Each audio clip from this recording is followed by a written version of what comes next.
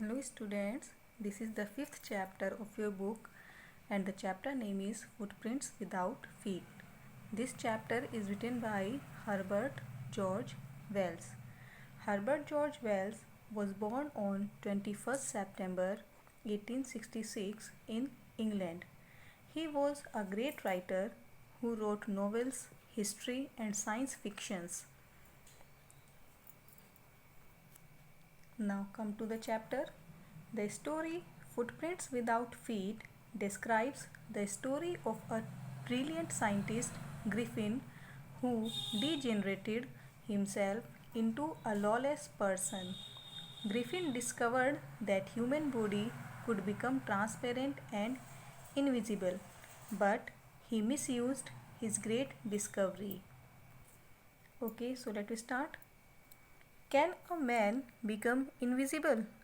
This is the story of a scientist who discovers how to make himself invisible. Does he use or misuse his discovery? So let us find.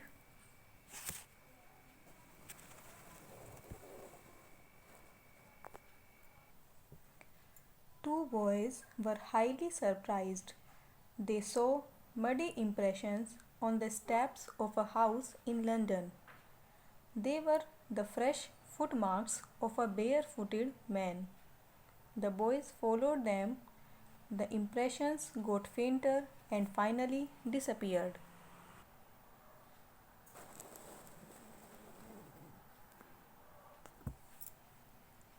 The mystery of footmarks was quite simple.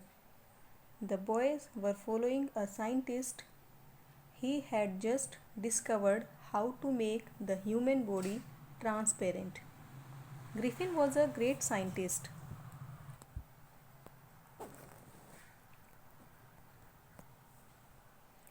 He carried out many experiments to prove that human body could become invisible. In the end, he swallowed some rare drugs and his body became transparent. He was a lawless person.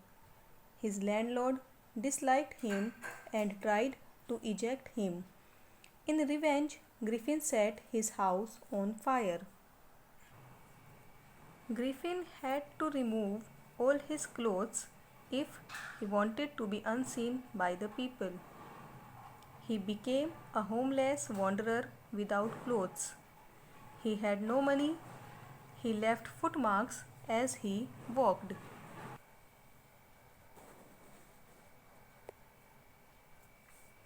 The air was bitterly cold. Griffin was naked. Instead of walking about the streets, he entered a London store for warmth. He enjoyed the pleasure of clothes and food freely. He fitted himself out with warm clothes there. He became fully dressed up with shoes, an overcoat, and a hat. After putting on clothes, he became visible. He had cold meat and coffee, sweets, and wine from the grocery store. He slept on a pile of quilts. He did not wake up until the assistant arrived next morning.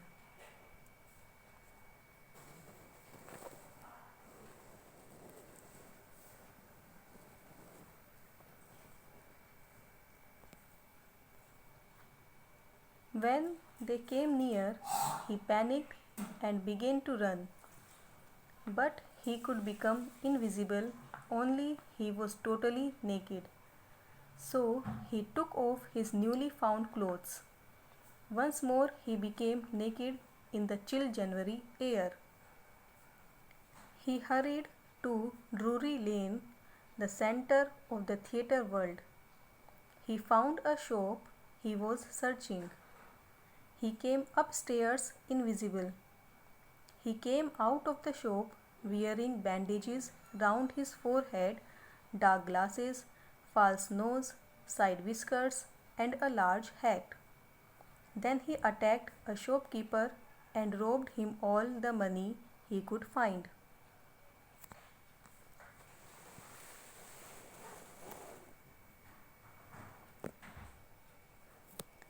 Griffin wanted to get away from the crowded London. He came to the village Iping. He booked 2 rooms in a local inn. Arrival of a stranger of such strange appearance became the talk of the people. Mrs. Hall tried to be friendly with her guest Griffin. He told that he did not want to be disturbed. He wanted to be alone. She thought that her guest was an eccentric scientist. She did not mind his strange habits and irritable temper. Griffin's cash finished. He told a lie that he was expecting a check at any moment.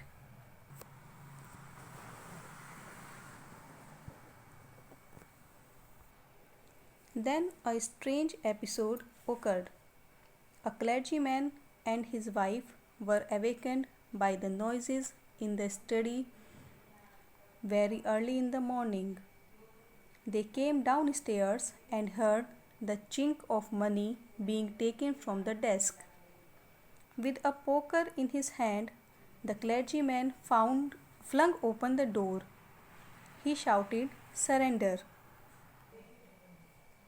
He was surprised to see the room empty. They looked under the desk, behind the curtains, and even up the chimney. No one was there. They found the desk open and the money was missing. They were highly surprised, couldn't understand anything.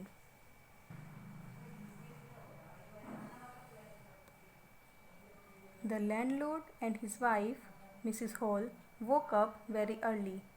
They found Griffin's door wide open. Usually it was shut and locked. They peeped around but found nobody. They found Griffin's clothes and bandages were lying about.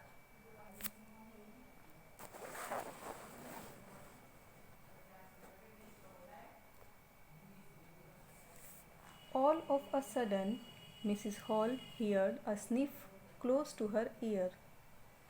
A hat leaped up and dashed itself into her face. Then the chair became alive.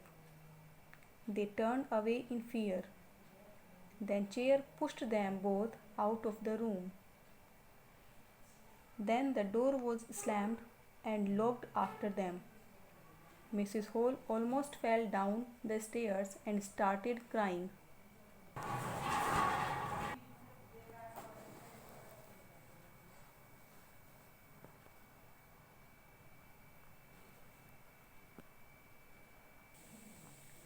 It was sure that the room was haunted by spirits. The villagers suspected that the trouble was caused by witchcraft. When the news of burglary at the clergyman's home became known, everyone doubted Griffin's hand in it.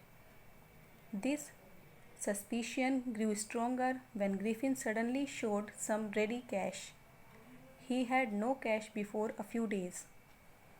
Mrs. Hall went to Griffin's room. He was there. She asked what he was doing to her chairs upstairs. She also asked how he entered a locked room. The scientist lost his temper. He became furious and cried, "I will show you." Suddenly, he threw away all the bandages, whiskers, spectacles, and even nose. The horrified men in the bar were staring at the headless man. The police constable who had been informed arrived now. He was totally surprised to find that he was to arrest a man without a head.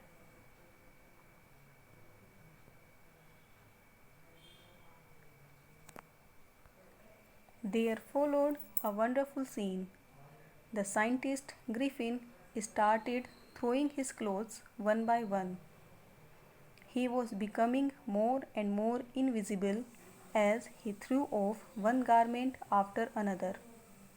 Finally, the man became invisible. Some people who tried to hold him were beaten by the unseen blows that came from nowhere.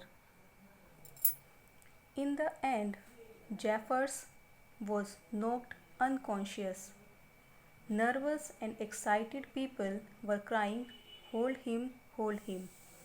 Griffin was invisible and free now. No one knew where to lay hands on him. Okay, students, so this was the chapter Footprints Without Feet, written by Herbert George Wells. Okay, thank you.